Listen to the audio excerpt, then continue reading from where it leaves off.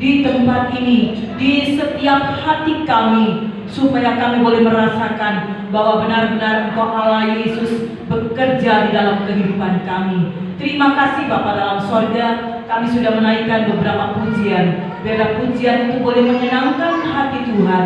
BL Singer Musik yang sudah memandu kami, kiranya Tuhan Yesus memberkati mereka. Terpujilah namamu Bapa di dalam sorga. Sebentar kami akan mendengarkan kebenaran firman Tuhan.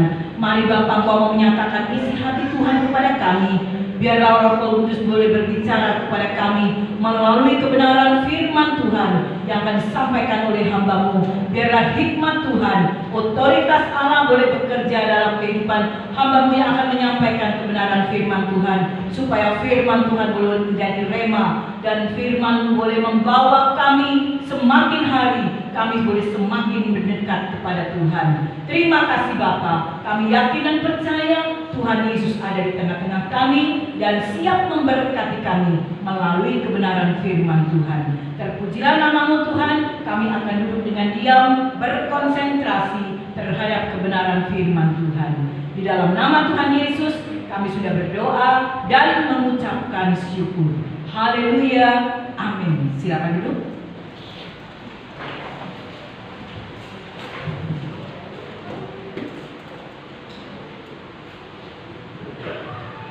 Puji nama Tuhan, saudara yang kekasih. Ya, saya ucapkan selamat pagi, selamat kita beribadah, selamat kita akan sama-sama menikmati kebenaran firman Tuhan.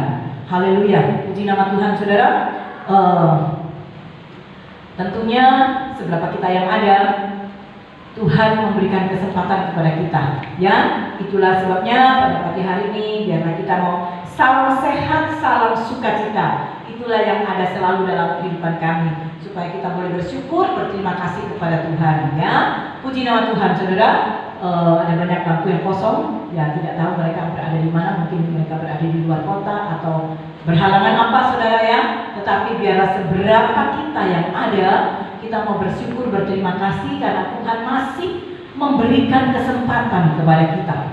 Ya, kesempatan itu sebenarnya bukan milik kita, tetapi oleh karena anugerah Tuhan, Tuhan memberikan itu kepada kita. Jangan kita sia-siakan waktu yang Tuhan beri. Ya, saudara, itu sebabnya pada pagi hari ini mari kita mau bersama-sama bersekutu dengan Tuhan melalui kebenaran firman Tuhan. Saudara yang terkasih di dalam Tuhan, ya, kalau saya tanya berita apa yang terkini, berita apa yang saudara dengar akhir-akhir ini dalam medsos atau di berita-berita televisi, saudara, kira-kira saudara berita apa?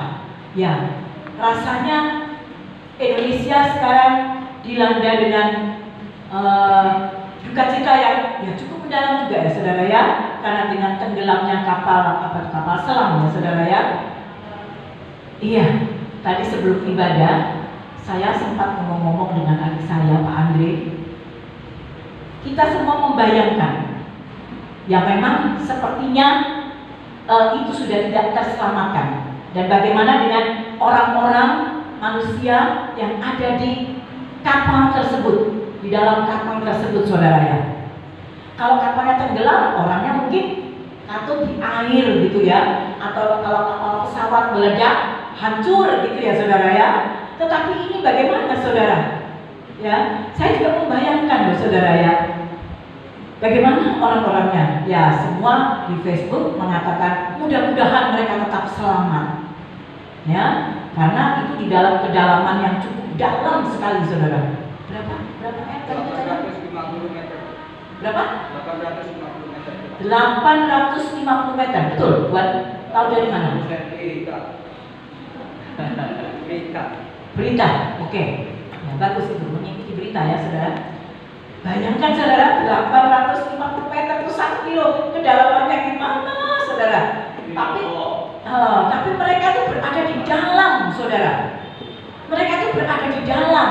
Jadi mereka waktu ya mungkin yang mati ya saudara, mati lemas. Tadi saya membayangkan sama adik saya, mungkin mereka itu ada beberapa orang tuh rangkul-rangkul lah, tidak tahu siapa yang mati duluan ya saudara, karena lemas. Saya juga membayangkan gimana mereka itu, yang paling mereka berseru memanggil nama Tuhan, mengingat keluarganya dan lain sebagainya saudara ya. Nah, saudara, ketika mungkin kita diperhadapkan dengan situasi kondisi yang seperti itu, bagaimanakah kita? Ya, saudara, jadi kita masih ada di seperti kayak gini, saudara. Ya, kita patut bersyukur, berterima kasih kepada Tuhan. Kalau kita melihat mereka-mereka yang berada di dalam kapal itu, mereka tidak sakit, tidak apa, tapi karena kapalnya tenggelam, mereka tetap berada di dalam kapal, tidak keluar, tapi mati lemas, saudara. Tidak tahu matinya caranya ya apa, terus mati gitu, bersemua. Apa berapa orang, 40 atau berapa itu ya, saudara ya? Aduh, saudara, ya saya bayangkan, betapa ngerinya. Nah, itulah saudara, itu sebabnya setiap saat kita harus selalu ada komunikasi kita dengan Tuhan, ya. Cara mati apapun itu tidak ada masalah bagi Tuhan, kecuali mati bunuh diri. Nah, itu masalah, saudara ya. Tetapi dengan seperti itu ya itu adalah memang seperti itu garis yang sudah ditentukan Tuhan. Tapi yang penting adalah ya kita tetap dalam Tuhan. Apapun cara mati kita nanti, sakit kek atau kecelakaan atau apa saudara, itu adalah urusannya Tuhan. Ya, nah saudara yang kekasih di dalam Tuhan, beberapa minggu nanti lagi kita akan memperingati hari kenaikan Tuhan Yesus. Saudara, kebangkitan Tuhan Yesus sampai kepada kenaikan Tuhan Yesus itu ada 40 hari lamanya. Ya, ada 40 hari di mana Tuhan Yesus berada di dalam dunia ini. Nah, saudara, dan selama 40 hari itulah Tuhan Yesus berkali-kali menampakkan dirinya kepada murid-muridnya. Ya, minggu yang lalu sudah saya sampaikan bagaimana Tuhan Yesus menampakkan dirinya dengan murid-muridnya. Nah, saudara, istilah 40 hari memang itu sering dipahami oleh orang dunia. Ya, bahwa mereka orang yang sudah mati itu rohnya masih berada di sekitar kita, katanya seperti itu, saudara ya. Ya, karena kalau belum 40 hari, nah jadi rohnya itu masih berkeluyuran, begitu katanya. Nah, saudaraku yang kekasih, benarkah pemahaman ini? Nah, inilah saudara, konsep ini jangan ada di dalam pikiran kita sebagai anak Tuhan, sebagai orang yang percaya. Jangan ada, ya. Mari sekarang kita harus menepis, membuang pikiran yang salah itu, ya. Bahwa kalau belum 40 hari itu rohnya masih melayang-layang, rohnya masih berkeluyuran katanya. Nah, saudara, nanti kita akan melihat kebenaran firman Tuhan. Tetapi bagaimana kalau Tuhan Yesus tetap menampakkan dirinya? Berarti rohnya Tuhan Yesus itu masih ada di dalam dunia. Ya, itu perkecualian. Mengapa? Ada satu alasannya. Kenapa kok Yesus itu harus selalu menampakkan diri? Karena untuk membuktikan bahwa dia adalah Tuhan Yesus yang sudah mati dan dia bangkit, dia hidup dan dia menyatakan dirinya. Ya, saudaraku, ya. Itulah kebenaran firman Tuhan yang harus kita percayai. Bahwa Tuhan Yesus mati. Kita harus percaya, saudara, bahwa Tuhan Yesus mati, tapi jangan titik sampai di situ. Tuhan Yesus mati buat kita. Kemudian 3 hari kemudian Tuhan Yesus bangkit. Nah, pun kebangkitannya adalah untuk kita. Setelah itu, sebelum dia naik ke sorga, dia harus memperlihatkan dirinya, menampakkan dirinya bahwa benar-benar Yesus itu bangkit dan hidup, ya, bahwa Tuhan Yesus tidak mati, ya, sesuai dengan kebenaran firman Tuhan. Firman Tuhan katakan, kalau Tuhan Yesus tidak bangkit, ya, sia-sialah iman percaya kita. Percuma kita menjadi orang Kristen, ya. Tetapi karena Yesus yang sudah bangkit bagi kita, itulah yang membuat kita menjadi orang-orang yang berkemenangan. Saudara, mari kita akan sama-sama membuka Alkitab kita di dalam Injil Lukas pasal 24 ayat yang ke-36 sampai 45. Ayat ini mungkin sudah sering kali kita membacanya, tetapi saudara, kita akan melihat apa arti yang sedalam-dalamnya, apa maksud firman Tuhan, ya, yang terkait di dalamnya itu. Saudara, Lukas 24 ayat yang ke-36 sampai 45. Di situ judul perikopnya Tuhan Yesus menampakkan dirinya kepada semua murid-muridnya. Ya, kita tahu Tuhan Yesus menampakkan yang pertama adalah ke Maria Magdalena, kepada Thomas, ya, kepada Kleopas yang sedang berjalan menuju ke Emmaus. Ada beberapa kali ya saudara ya, Tuhan menampakkan dirinya. Tetapi kali ini adalah Tuhan Yesus menampakkan dirinya kepada semua muridnya. Ya, saudara, mari kita akan baca Injil Lukas.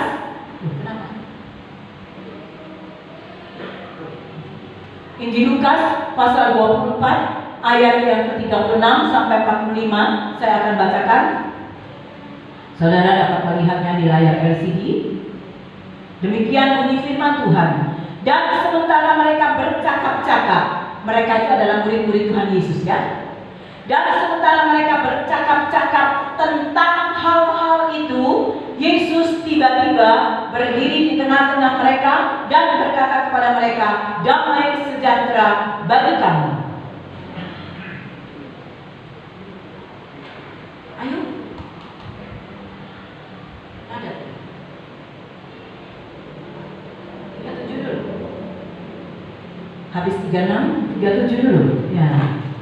Mereka terkejut dan takut dan menyangka bahwa mereka melihat hantu. Akan tetapi ia berkata kepada mereka, "Mengapa kamu terkejut dan apa sebabnya timbul keraguan-raguan di dalam hati kamu? Lihatlah tanganku dan kakiku, aku sendirilah ini. Rabalah aku dan lihatlah, karena hantu tidak ada daging dan tulangnya, seperti yang kamu lihat ada padaku." 40. Sambil berkata demikian, ia memperlihatkan tangan dan kakinya kepada mereka.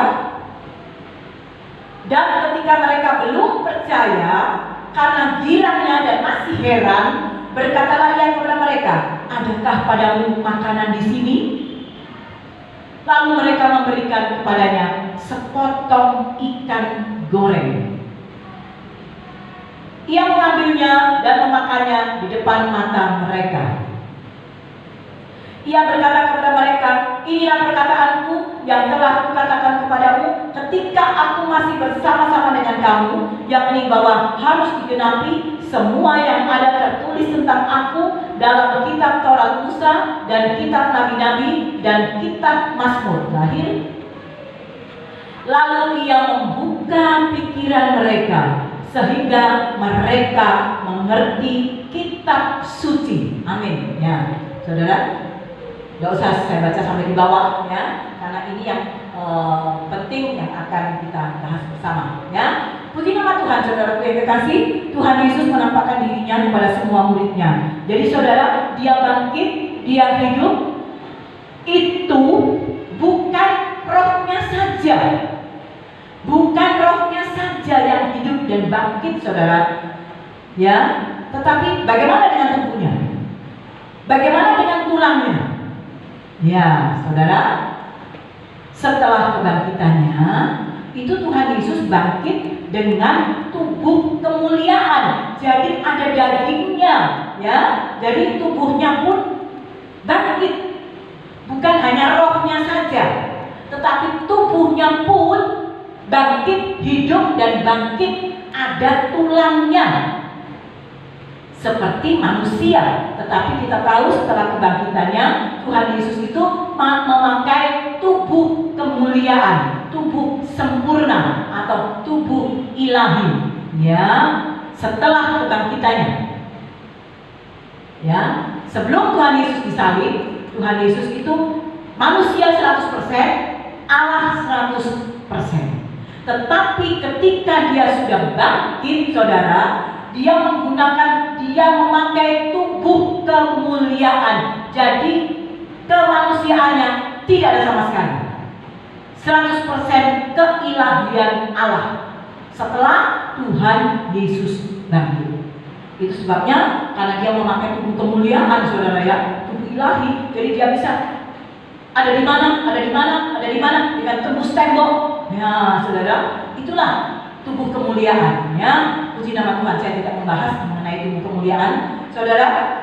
Itu sebabnya dia selalu menampakkan dirinya, tetapi dengan memakai tubuh kemuliaan, tubuh ilahi. Saudara, mengapa?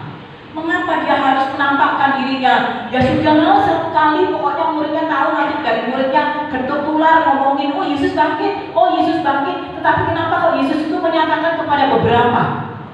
Ya, karena Tuhan Yesus tahu keberadaan murid-muridnya. Mereka pada waktu itu Tuhan Yesus tahu mereka itu sedang gelisah, ya, galau, tenggelam dalam pikiran mereka. Nah, saudara, untuk membuang kegalauan, untuk membuang kecemasan, ketegangan yang ada di dalam pikiran mereka, Yesus tahu, saudara. Yesus tahu apa yang terjadi dalam hidup mereka, pikiran mereka. Ya, saudara, dalam cerita ini, saudara, mereka mempercakapkan tentang Tuhan Yesus. Nah, gitu saudara ya.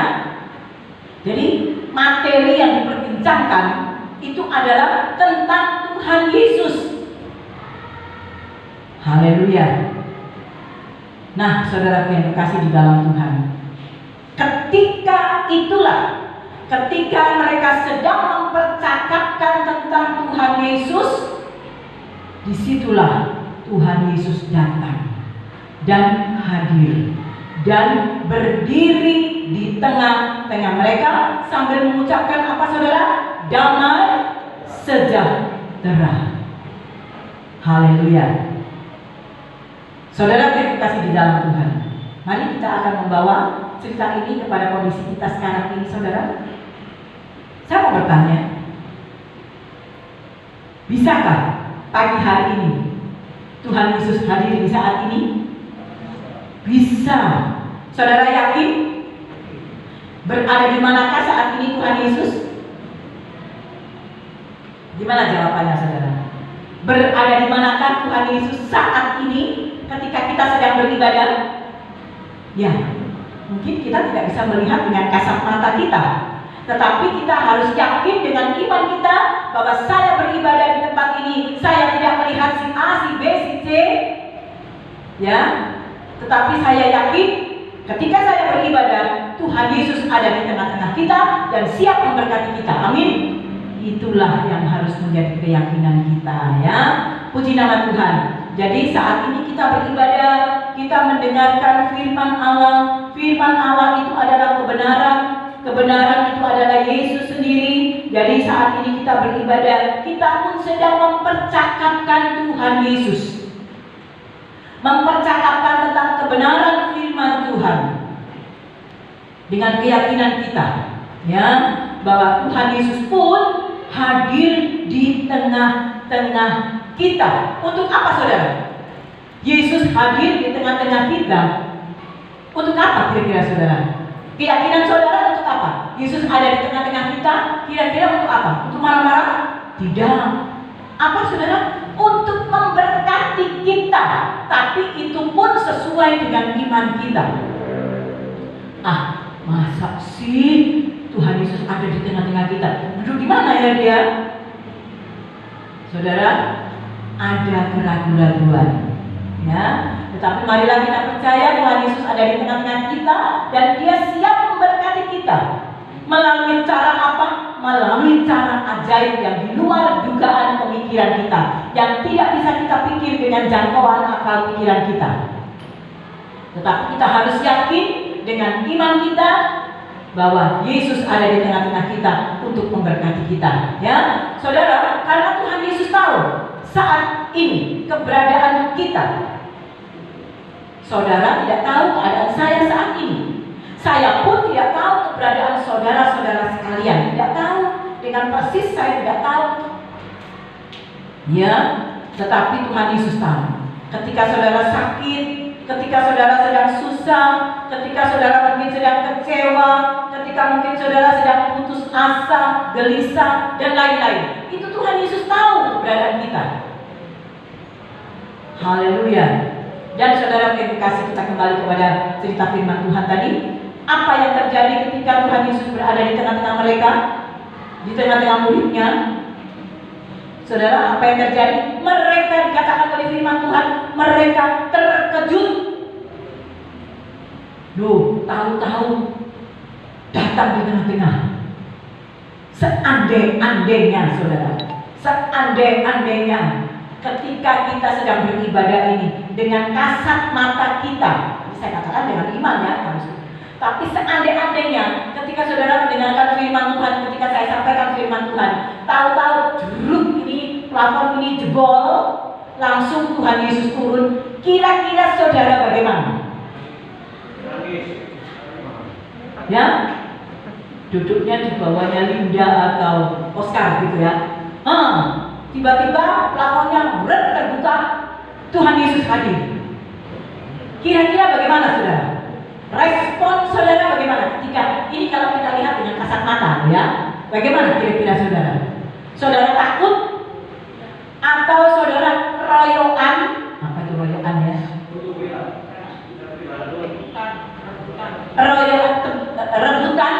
Rebutan untuk memegang Tuhan Yesus, gandol Tuhan Yesus. Aku pegang kaki aku pegang jubahnya, aku pegang tangannya. Kira-kira gimana saudara? Seandainya, atau sebaliknya, saudara takut, saudara langsung lari keluar. Ada sesosok, ya Tuhan Yesus. Kira-kira bagaimana? Lari, ya. Kalau saya sedang menyampaikan firman Tuhan, tiba-tiba Tuhan Yesus datang jelek di tengah-tengah sini, saudara, saya akan mungkin berkata, oh Tuhan Yesus baik, tapi itu kalau Tuhan Yesus ya. Nah itu apa? Iya kalau Tuhan Yesus. Mengapa saudara? Murid-murid ini takut, terkejut mereka, karena mereka berpikir bukan Tuhan Yesus, tetapi siapa kira-kira saudara? Dibilang apa dalam firman Tuhan? Hantu. Saudara, mereka beranggapan bahwa dia hantu. Saya sampai sekarang ini belum pernah melihat hantu, saudara.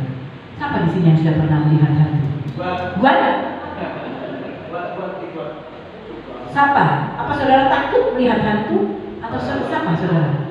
Hantu itu punya tangan, punya kaki, atau gimana saudara? Kayak wujudnya kayak manusia gini ya saudara ya. Mungkin Pak Herman pernah lihat hantu? Pernah? Oh pernah ya Pak ya? Ya apa Pak? Ganteng atau? Ini Pak asik itu, pakai mengepul. Oh gitu ya Pak ya? Terus dia melengkapi tubuhnya. Oh gitu Pak ya? Oh iya. Berarti hantu itu ada laki ada perempuan ya? Kalau perempuan ya cantik gitu ya mungkin ya? Ya. Tetapi saudara, kita harus percaya firman Tuhan loh ya.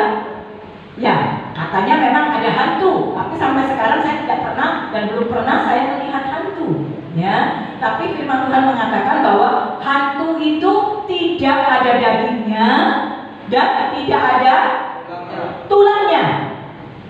Berarti gimana saudara? Kalau hantu tidak ada dagingnya, tidak ada tulangnya, gimana wujudnya saudara ya?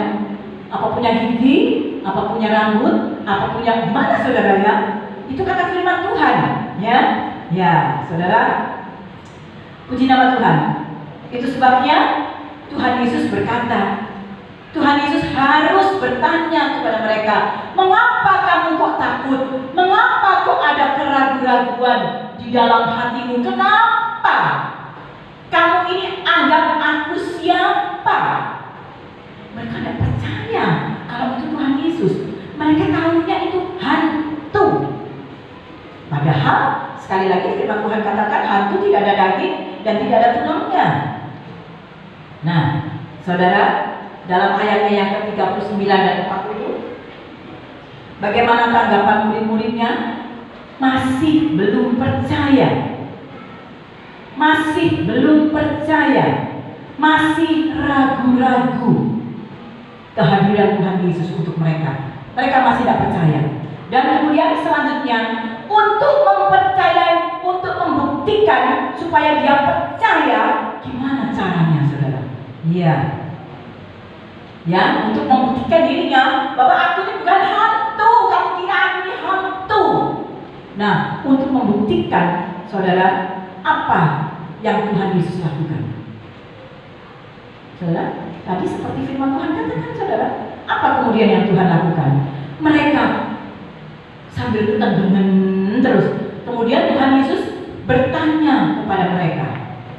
Hai, Tuhan bertanya, adakah makanan di antara kamu? Ya, Tuhan Yesus minta sesuatu makanan. Nah, seperti saya sekarang ini, saudara, ketika mungkin saya berkhotbah seperti ini, saya bertanya, hai sidang jemaat, adakah makanan di antara kamu? Saya mau minta makan kue atau apa? Kira-kira ada saudara yang bawa makanan sekarang? Oh iya, pasti Ibu Lin ini, saudara Lin pasti bawa makanan, bawa kue. Ya, pasti itu ya. Nah, saudara, tapi Tuhan Yesus berkata, adakah sesuatu makanan? Kemudian apa yang mereka sodorkan kepada Tuhan Yesus? Ada makanan di antara mereka, ada makanan. Dan apa yang mereka berikan adalah sepotong Ikan goreng. Sepotong ikan goreng. Ikan apa, saudara? Kira-kira yang dikasih tahu Tuhan Yesus itu ikan apa? Ikan teri? Ya. Kok tahu kalau gulami? Apakah dicatat di dalam firman Tuhan? Mereka memberikan sepotong ikan gulami. Begitu? Tidak, ya. Nah, pokoknya kita harus percaya. Mereka memberikan sepotong ikan goreng. Berarti ikan itu tidak mentah. Ikan itu sudah digoreng. Kemudian lalu dimakan. Bagaimana dengan Tuhan Yesus? Mereka membawa sepotong ikan goreng. Apakah ikan goreng itu hanya dilihat saja? Tidak. Sekali lagi tidak. Sesuai dengan firman Tuhan. Firman Tuhan katakan apa? Tuhan Yesus makan ikan goreng itu, saudara. Sekali lagi, apakah hantu bisa makan? Tidak bisa, saudara. Hantu tidak bisa makan. Yang makan siapa? Kita, ya, bukan hantu. Itu sebabnya ada masih kepercayaan kalau ada orang mati atau apa, ya disiapkan sesajian makanan di atas meja. Nah, supaya si A atau si B atau si siapa mau makan, katanya. Ya pernah, siapa pendeta siapa itu pernah ya menyampaikan firman Tuhan. Dikasih apel 10, katanya disajikan untuk siapa yang mau makan. Nanti ada yang makan, katanya. Besok harinya, loh, apelnya masih berapa? Tetap 10. Loh, berarti gak ada yang makan, kan? Nah, terus akhirnya dimakan oleh siapa, saudara? Oleh pendeta itu, saudara. Ya, ceritanya seperti itu kesaksiannya. Dimakanlah, saudara. Hantu tidak makan kok, siapa-siapa tidak makan, dimakannya, saudara. Tetapi firman Tuhan katakan apa-apa yang sudah disediakan untuk berhala-berhala itu, kita tidak boleh memakannya. Ya, saya tidak membahas itu. Tetapi saudara, kalau hati kita siap, jangan kita makan.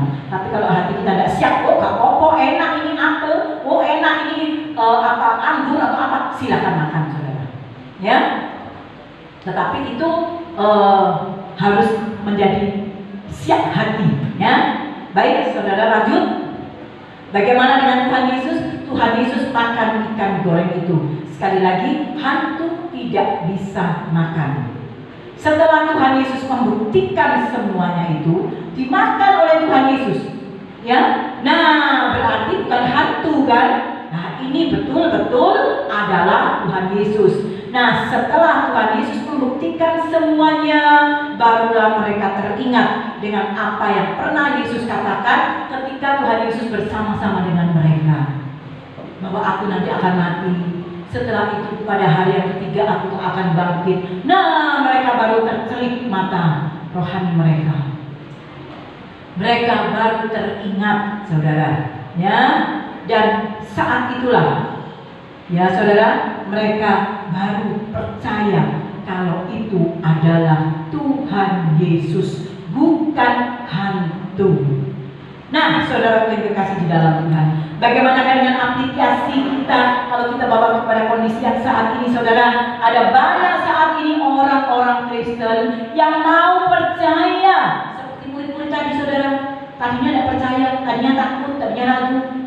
Saudara, ada banyak orang Kristen. Kenapa saya katakan orang Kristen? Ya, karena masih seperti itulah kenyataannya. Ada banyak orang Kristen yang mau percaya. Kristen-Kristenan, saudara ya. Tapi kalau kita Kristen yang sesungguhnya mantap, wow, kita tidak ada istilah yang seperti itu. Kita mantap, ya saudara. Tetapi banyak orang bahkan mungkin belum Kristen, ya, atau sudah orang Kristen tapi Kristen KTP, ya. Nah, mereka baru mau percaya kalau mereka sudah melihat tanda heran, kalau mereka sudah melihat mujizat, kalau mereka sudah melihat bukti ajaib. Oh, aku baru percaya ini tak Yesus. Saudara, sekarang ini banyak orang yang seperti itu. Aku tidak percaya sama Tuhan Yesus kalau Tuhan Yesus belum menyembuhkan aku. Aku belum percaya kalau Tuhan Yesus belum mengadakan mujizat. Itu sekarang, saudara, banyak sekali terjadi seperti itu. Saudara yang terkasih, banyak orang Kristen yang belum mantap percayanya, masih ragu-ragu dengan kuasa Tuhan, ragu-ragu dengan janji Tuhan. Apa iya sih Tuhan itu berjanji seperti itu? Masa sih? Bimbang, ya, bimbang. Sekarang kita akan melihat, ini seringkali saya ungkapkan melalui khotbah saya, ya saudara. Bagaimana dengan pernyataan Tuhan terhadap orang-orang yang ragu? Bagaimana pernyataan Tuhan terhadap orang-orang yang masih bimbang, yang imannya tidak stabil? Bagaimana pernyataan Tuhan? Mari kita baca Yakobus 1 ayat 6 sampai yang ke-8. Ini ayat ini sudah sangat mungkin kita hafal, ya saudara ya. Bagaimana pernyataan Tuhan terhadap orang-orang? Apa iya sih? Iya sih janji Tuhan? Benarkah? Benarkah Tuhan mau memberkati aku? Benarkah Tuhan mau menyembuhkan aku? Dan lain-lain, saudara. Kita akan melihat Yakobus 1 ayat yang ke-6 sampai yang ke-8. Demikian bunyi firman Tuhan. Sebab Yakobus 1 ayat 6 sampai 8. Hendaklah ia memintanya dalam iman dan sama sekali jangan, apa saudara? Jangan bimbang, sebab orang yang bimbang sama dengan gelombang laut yang diombang-ambingkan kian kemari oleh angin. Orang yang demikian janganlah mengira bahwa ia akan menerima sesuatu dari Tuhan. 8. Sebab orang yang mendua hati tidak akan tenang dalam hidupnya. Jadi saudara, kalau kita meminta sesuatu kepada Tuhan, itu adalah hak saudara untuk meminta sesuatu, ya. Tetapi dikatakan kalau kita bimbang, kalau kita ragu-ragu, saudara, jangan harap kita akan menerima sesuatu. Jangan mimpi kalau kita akan menerima sesuatu dari Tuhan, karena hati kita tidak percaya. Apa betul kuasa Tuhan? Apa betul kuasa Tuhan itu masih ada? Apa betul mujizat Tuhan itu masih ada? Keraguan-raguan yang ada dalam hati kita, yang ada dalam pikiran kita. Saudara yang terkasih di dalam Tuhan, sekali lagi, jangan mengira kita akan mendapatkan sesuatu. Karena apa? Karena mendua hati. Percaya. Oh ya, percaya sama Tuhan. Benar apa enggak ya? Benar apa enggak ya? Kalau kita memberi sesuatu kepada Tuhan, benarkah Tuhan akan menggantikan apa yang sudah kita berikan buat Tuhan? Apa benar ya? Langsung, aku percaya, pasti Tuhan akan memberkati. Sebentar lagi, apa iya ya? Nah, disitulah kebimbangan terjadi. Dan Tuhan katakan itu seperti ombak dibawa kian kemari oleh angin. Dan jangan harap kita mendapatkan sesuatu. Karena apa saudara? Alasannya apa saudara? Jangan harap kita mendapat sesuatu. Alasannya apa? Karena kita mendua hati. Jadi kalau kita tidak boleh berdua hati, hati kita harus bagaimana? Satu hati. Satu hati itu tertuju kepada siapa? Nah sekarang saudara, tadi pernyataan Tuhan terhadap orang-orang yang bimbang, pernyataan Tuhan kepada orang-orang yang ragu-ragu. Sekarang bagaimana pernyataan Tuhan terhadap orang yang mantap imannya? Saya percaya kepada Tuhan. Sekali percaya, saya tetap percaya kepada Tuhan. Apapun situasi kondisinya, saya akan tetap percaya kepada Tuhan. Bagaimana mereka saudara? Buka Yesaya 26 ayat yang ketiga dan keempat. Ini adalah satu kontradiksi. Ya, kalau tadi pernyataan Tuhan terhadap orang yang imannya tidak stabil, sekarang pernyataan Tuhan terhadap orang yang imannya stabil. Ya. Yesaya 26 ayat yang ketiga dan keempat. Yesaya 26 ayat yang ketiga dan keempat. Yang hatinya teguh, gak bimbang, saudara. Kau jagai dengan damai sejahtera, sebab kepadamulah ia percaya. 4. Percayalah kepada Tuhan. Kapan saudara? Selama-lamanya. Sebab Tuhan Allah adalah gunung batu yang kekal. Nah, inilah pernyataan Tuhan kepada orang-orang yang mantap imannya. Kau jagai dengan damai sejahtera. Tuhan akan menjaga, memelihara, melindungi dan memberkati kita karena iman kita tetap percaya kepada Tuhan. Nah, saudara, kita percaya kepada Tuhan atau seketika atau hanya sesaat? Wow, kalau Tuhan berkati, saya percaya. Kalau Tuhan sembuhkan saya percaya. Firman Tuhan katakan, percayalah kepada Tuhan selama-lamanya dengan tidak melihat situasi dan kondisi. Ya, saya akan tetap percaya kepada Tuhan sampai selama-lamanya. Saudara yang kasih di dalam Tuhan, pada pagi hari ini firman Tuhan akan mengingatkan kepada kita supaya kita tetap percaya kepada Tuhan Yesus dengan tidak ragu-ragu, karena Dia adalah Tuhan dan Juru Selamat kita. Itu harus kita pegang sampai pada langkah kita yang terakhir. Langkah kita yang terakhir itu kapan saudara? Kira-kira kapan saudara? Langkah kita yang terakhir itu kapan saudara? Umur kita 80, umur kita 85, sampai kita menutup mata. Itu adalah langkah kita yang terakhir. Biarlah tetap pada langkah kita yang terakhir, kita tetap percaya kepada Tuhan, bahwa Dia adalah Tuhan dan Juru Selamat kita. Ya, Tuhan Yesus bangkit dan hidup dengan tubuh yang sempurna, dan saat ini Dia berada duduk di sebelah kanan Allah Bapa. Sedang apa Dia? Sedang apa saudara? Tuhan Yesus duduk di sebelah kanan Allah Bapa, sedang berdoa syafaat buat kita semuanya. Dia berdoa syafaat buat kita. Kita bersyukur, kita percaya kepada Tuhan. Dia adalah Tuhan Yesus yang bangkit dan hidup. Dia memiliki mata, saudara. Dia memiliki mata yang sanggup melihat dan memperhatikan kita. Dia punya telinga, saudara, yang sanggup mendengar jeritan hati kita, yang sanggup mendengar keluhan kita. Dia pun juga memiliki tangan yang sanggup terulur untuk memberikan pertolongan kepada kita. Dia punya hati, dia memiliki hati yang mau ikut merasakan apa yang kita rasakan. Oh saudara, betapa kita bersyukur kepada Tuhan. Tuhan Yesus bangkit dan hidup. Dia punya mata, telinga, tangan dan hati. Dia tahu keseluruhan hidup kita. Dia mau menolong kita. Ya, percayalah dengan sungguh-sungguh. Sekali lagi saudara, itu sebabnya kita harus percaya kepada Tuhan sampai pada langkah kita yang terakhir. Saudara, jangan sampai saudara punya pikiran,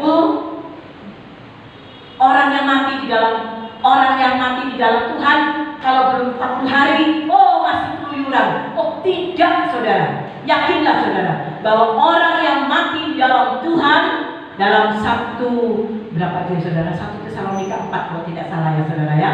Dalam 1 Tesalonika 4 ayat yang 14, di situ dikatakan bahwa setiap orang yang percaya, ya, yang meninggal di dalam Tuhan Yesus, artinya yang mati di dalam Tuhan Yesus, itu akan dikumpulkan oleh Allah, kemudian tinggal bersama-sama dengan Allah. Itu keyakinan kita. Jadi bukan orang yang mati di dalam Tuhan seperti Tuhan Yesus 40 hari lamanya, oh bergentayangan, berkeluyuran rohnya. Tidak, saudara. Sekali lagi, kita harus buang pikiran itu. Itu sebabnya kita harus percaya, ya. Kita harus percaya selama-lamanya kepada Tuhan, ya. Jadi anak-anak Tuhan yang matinya di dalam Tuhan, rohnya itu tidak bergentayangan, saudara. Tidak keluyuran. Loh, saya diketoki loh. Saya lihat loh, itu orang yang baru mati itu loh duduk di situ. Saudara, itu adalah sugesti kita. Makanya kita buang jauh-jauh sugesti itu. Tidak ada. Orang betul-betul yang matinya di dalam Tuhan, orang yang percaya, dia sudah dikumpulkan bersama-sama dengan Allah, ya. Dan dia hidup bersama-sama dengan Tuhan. Itulah yang menjadi keyakinan. Itu sebabnya saudara, kita harus percaya kepada Tuhan Yesus, ya, selama-lamanya. Maka dia akan memberikan damai sejahtera bagi kita. Amin. Demikianlah firman Tuhan pada pagi hari ini. Saya berhenti berbicara, tetapi Allah Roh Kudus akan tetap terus mengingatkan kepada kita. Kita harus percaya kepada Tuhan. Tuhan sanggup. Dia punya mata, dia punya telinga, dia punya tangan, dia punya hati yang ikut merasakan apa yang kita rasakan. Itu sebabnya kita harus percaya kepada Tuhan. Kita akan menaikkan pujian atasnya yang refrennya, hatiku percaya. Ya itu ya. Kita akan menaikkan pujian ini. Saat ku tak melihat jalan. Jalan ini.